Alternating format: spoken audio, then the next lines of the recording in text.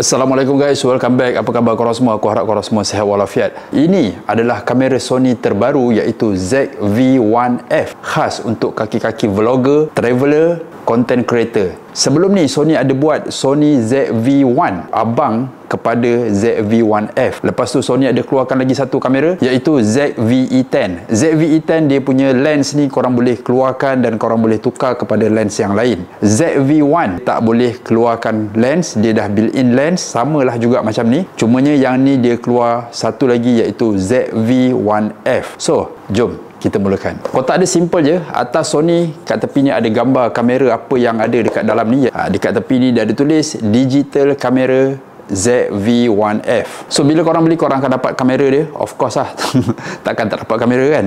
Lepas tu korang juga akan dapat dia punya ni windshield ataupun dead cat. Ini kegunaan dia adalah untuk kita tahan angin. Contohnya tepi laut, so dia punya angin tu maybe ada tapi tak jelas sangat. Dia akan tangkap suara kita lebih jelas. USB Type-C, bateri NP-BX1. Dia sama macam bateri-bateri untuk siri RX100. Dia punya kapasiti bateri adalah 1240 mAh. Itu sahaja barang-barang yang ada dalam kotak dia. Sekarang ni kita akan go through satu persatu dari segi dia punya design. So pandangan daripada depan dia sangat-sangatlah minimalis. Memang simple je. Ada logo Sony. Lepas tu ada satu LED lampu kecil kat atas ni. Macam ada grip punya area ni. Untuk kita sedap sikit lah bila kita pegang kamera tu. Rasa lah sikit. So selain tu dia ada lens dia. Dan bila kita buka guys, lens dia kecil sahaja. This kamera guys, dia menggunakan 20mm punya lens. Dan dia punya aperture f2 hinggalah f8. Bila aperture rendah ni tak ada masalah lagi dengan low light. Kalau kita buat vlog waktu malam dekat bandar ke, contohnya kalau kita pergi Bukit Bintang kan malam, ada terang, ada gelap. So video korang tu akan jadi lebih terang dan juga jelas lah sebab dia punya aperture yang rendah. Dan satu lagi, kalau korang ada ND filter, korang boleh letak dekat sini sebab dia boleh screw dekat depan ni, korang boleh pasang. Kalau korang record time waktu tengah hari yang terang ataupun tempat yang terang, dengan adanya ND filter,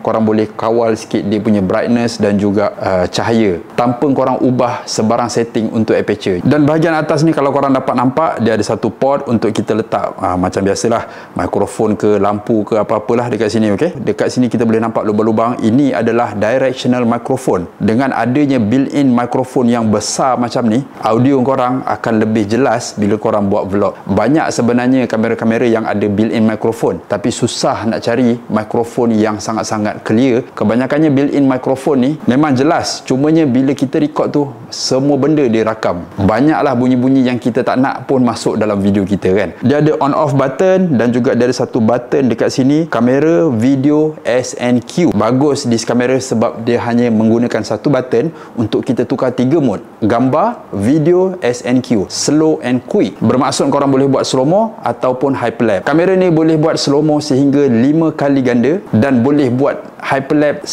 selaju 60 kali ganda. Power kecil dan power. Button merah ini adalah untuk kita record dan juga off record. Ada button C1, dekat sini ada objek macam orang, lepas tu dengan juga background.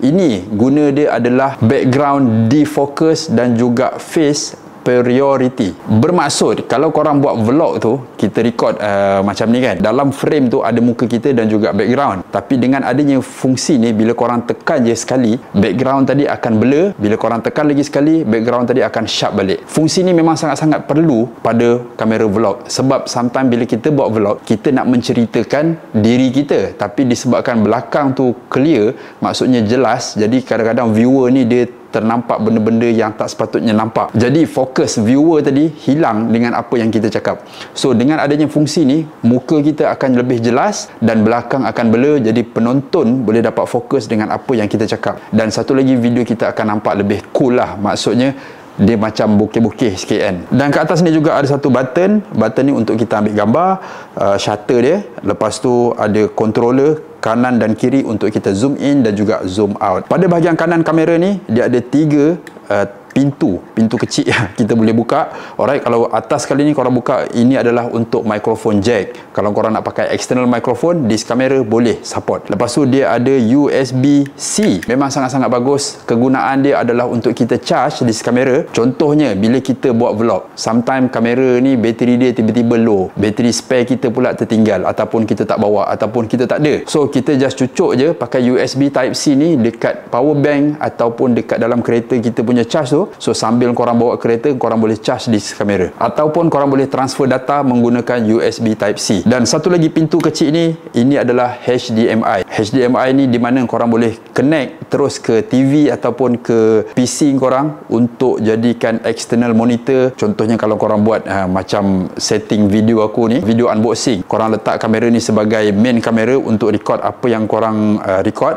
Yes, memang boleh flip screen, tapi sometimes kita tak puas dengan dia punya size, kita nak size yang lebih besar. So kita boleh nampak daripada lens tadi ke TV ataupun skrin yang lebih besar. Selain tu belah kiri dia tak ada, cumanya dia ada 3 dot dekat sini kalau korang dapat nampak. Okey, 3 dot kecil je. Ini adalah speaker. Aku dah try record dan juga playback balik. Suara yang kita playback balik tu memang sangat-sangat jelas. Dia tak adalah kuat sangat, tapi memang jelas berbanding dengan kamera-kamera yang lain. Sebab agak sukar sebenarnya bila kita playback balik tu, kita terpaksa dengar macam ni kan untuk kita dengar suara. Tapi di kamera aku boleh letak macam ni dan aku boleh dengar balik playback dengan jelas. Bahagian bawah pula, kalau kita tengok, dia ada satu slot bateri dan juga satu slot memory card. Dia ada satu lubang untuk kita letak tripod ataupun stand. Cumanya kalau korang dapat nampak dekat sini, dia tak balance tau.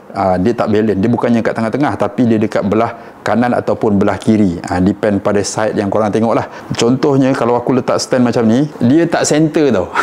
Dia macam cacat sikit kan. Tapi bila korang dah buka dia punya screen, korang boleh nampak tak dia balance. Dia macam benda ni kat tengah-tengah lah. Dia tak adalah lebih ke kanan ataupun lebih ke kiri, tapi dia nampak center. Dia nampak perfect. Tapi bila korang tutup, dia nampak macam tak balance. Tapi bagi aku benda ni tak jadi big issue sebab disk kamera tak berat, dia sangat-sangatlah ringan. Pada bahagian belakang pula guys, dia ada satu big screen, dan screen dia ni kalau kita dapat lihat, dia memang full body tau, atas sampai ke bawah. Dia tak ada macam apa ruang button-button ke, tak semak. Dia memang clean je terus. Cumanya bila korang tak pakai tu, korang tutup lah macam ni. Jangan open je kan, sebab takut kadang-kadang bila kita letak dalam bag, letak dalam poket ke, takut tercalar dengan kunci ataupun sebagainya. Dia punya screen aku sangat-sangat puas hati. Besar, boleh flip pelbagai angle.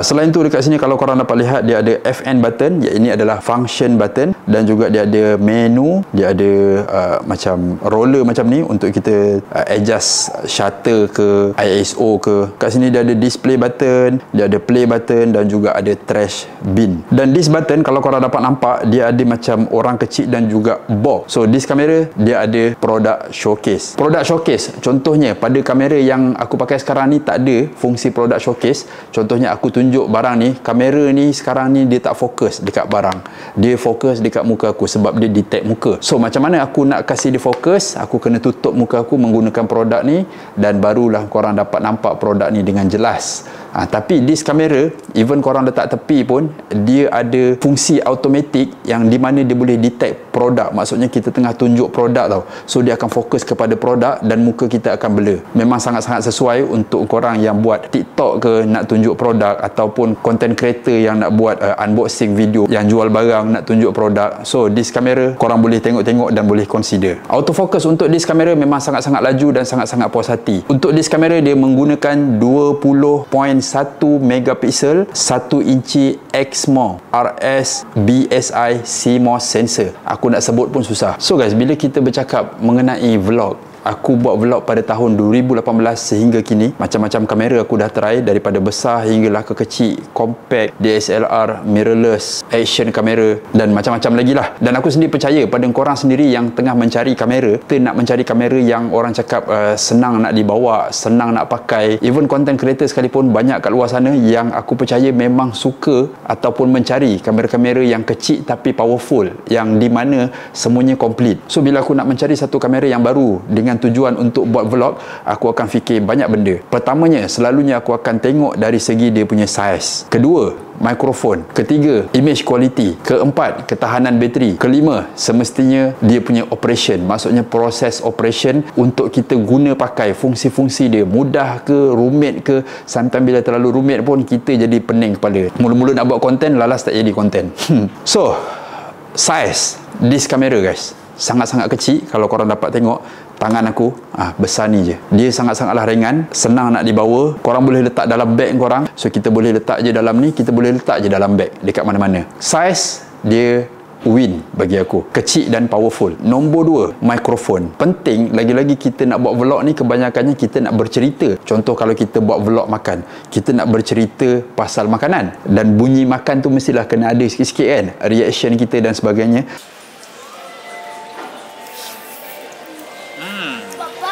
Sedap. Pedas.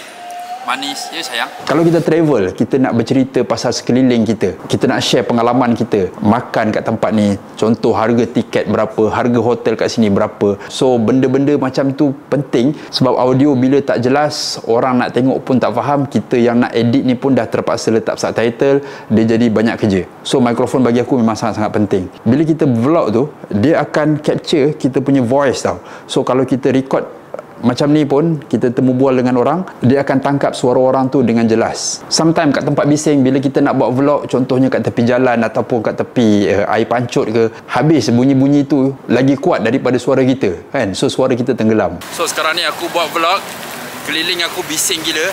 Ada bunyi kereta, ada bunyi air pancut, dan korang dapat lihat dan dapat dengar macam mana kualiti video dia. This kamera bagi aku, dia punya built-in microphone pun dah gempak. Kalau korang tak puas hati juga, korang boleh je pakai external microphone. Pakai yang kecil-kecil macam aku pakai ni, Rode ke apa ke kan. Bateri tahan lama, senang nak charge, tahan lasak. Serius. So yang ketiga guys adalah dia punya image quality. This kamera boleh record HD dan juga 4K 24 frame per second hinggalah ke 120 frame per second. Sometimes bila kita buat vlog kan, kita nak buat jugalah macam apa, B-roll, kita nak buat time lapse, kita nak buat hyperlapse, kita nak buat slow-mo. So this kamera kecil dan banyak gila fungsi dia. Yang keempat adalah bateri. Kamera ni guys, dia punya bateri tak adalah besar sangat, 1200 mAh, tapi bagi aku sudah cukup sebenarnya kalau korang pandai, maksudnya untuk guna mana yang perlu. Sometimes bila kita dah biasa dengan buat vlog, jadi kita tahu dan kita dah ada plan nak record apa, part mana yang kita perlu. So kat situ kita dah boleh menjimatkan bateri. Tapi kalau korang ada masalah dengan bateri, no problem, korang boleh je beli bateri spare. Ataupun kalau korang tak beli ke, korang boleh charge je. Macam aku cakap tadi, dia pakai USB Type-C. Korang boleh charge bila korang memandu kereta, ataupun time korang lepak-lepak ke, sementara tengah makan ke, korang boleh charge pakai USB Type-C, cucuk ke power bank. Isu bateri bagi aku tak ada masalah dengan this kamera. Nombor 5, cara nak pakai ataupun operation dia. Mudah ke, susah ke, rumit ke? Bagi aku this kamera simple. Fungsi yang aku paling suka adalah dia punya button dekat atas ni, gambar, video, SNQ. So dia satu button, kita tak perlu nak rotate cari apa semua kan.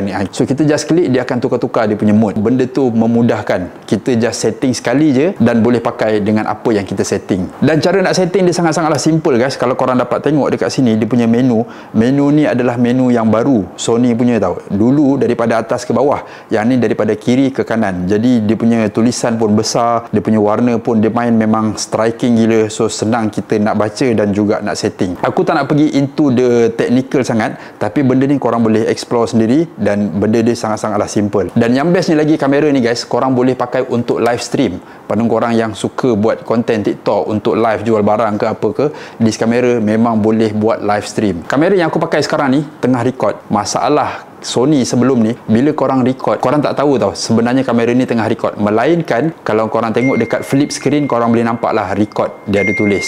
For this kamera guys, dekat bahagian depan dia ni ada satu LED. So LED ni guys, bila korang tengah record, korang boleh nampak tau lampu merah ni. So bagi aku ini adalah salah satu fungsi yang baik. Sebab bila kita record, kita boleh tahu this kamera sebenarnya tengah record. Dan kalau korang nampak dekat sini, ada line merah, memang besar gila line merah tu. Tu bermaksud kamera korang tengah roll ataupun tengah record. So sekarang ni zaman TikTok, okay? This kamera korang boleh je buat untuk konten TikTok. Contohnya korang boleh record macam ni. Dah jadi macam handphone. Kalau orang tengok TikTok korang tu, orang macam wow, gempak gila dia pakai kamera apa kan. Kalau korang nak buat live macam ni pun boleh, dia menegak. This kamera, dia ada steady shot. Contoh, kalau korang buat vlog, time korang berlari, dia punya gegaran tu memanglah bergegar, tapi dia tak adalah ketara sangat. Fungsi steady shot tu korang boleh on dan juga boleh off. Kelebihan bila korang off dia punya steady shot, korang punya view tadi akan lebih wide. Tapi bila korang on steady shot, dia macam ada crop sikit lah. Ialah sebab dia nak stabilkan dia punya video, so dia akan crop sikit. Contohnya kalau macam korang jadikan this kamera sebagai main kamera macam aku untuk korang buat unboxing ke apa ke, tak ada masalah. Korang tak perlu pun nak on steady shot. Tapi kalau macam korang berjalan, korang buat vlog dekat luar, so aku cadangkan supaya korang on steady shot, supaya bila korang edit ataupun viewer korang tengok, dia tak pening kepala sangat. Tapi aku ada test juga tanpa aku on steady shot. Dia ada gegaran sikit lah, tapi tak adalah ketara sangat. Cumanya view tu lah lebih cantik sebab dia lebih wide. So bagi aku satu kamera yang sangat-sangat gempak. Semua benda ada guys. Aku tak tahu lagi apa kelemahan dekat this kamera. Setakat ni apa yang aku rasa aku jumpa, bateri je lah. Maybe disebabkan bateri dia kecil. Kalau dia dapat bateri besar macam Sony A6400 punya pun dah okey kan. Tapi so far so good sebab dia pakai USB-C dan mudah untuk charge. Dan salah satu fungsi yang menarik yang aku suka dekat kamera ni guys, sekarang ni kamera ni off tau. Bila aku buka je skrin dia ni, aku buka je, dia terus on. Nampak? Lebih mudah sebenarnya dan lebih cepat untuk buat recording. So bila aku tutup pula, tengok nampak tak? LED kat atas sudah padam. Dia dah off. Aku tak perlu lagi nak make sure tekan on off button. Sometimes bila kita simpan, kita lupa off ke. Tiba-tiba bila kita nak pakai bateri dah habis. Tak ada. This kamera smart guys. Serius. This kamera didatangkan dengan dua warna. Satu hitam dan juga satu putih. Cantik juga sebenarnya warna putih kan. Dia nampak macam unik sikit. So guys, apa pendapat korang tentang this kamera? Dan kalau korang nak beli this kamera guys, ada satu offer yang sangat-sangat best. This kamera memang tak ada lagi ready stock. Kebanyakannya semuanya pre-order. Harga dia adalah 2599. 30 November nanti korang boleh dapat, ataupun sebelum 30 November lah, insya-Allah. Kalau korang beli dekat Studio Zalun guys, korang akan dapat free gift yang berharga 450 free gift. 64GB memory card. So kalau korang beli tu, korang tak perlu beli lagi dah memory card, dapat free. Korang dapat lagi extra bateri NP-BX1. Bateri ni mahal ni. So korang dapat free. Lepas tu korang dapat juga dia punya kamera bag dengan strap. Aku tak adalah kat aku sekarang. So korang dapat for free. Dan yang specialnya lagi, kalau korang nak stand yang macam ni, stand ni gempak, serius. Dia ada button dekat sini, record, lock, zoom in, zoom out, foto, C1 dan sebagainya.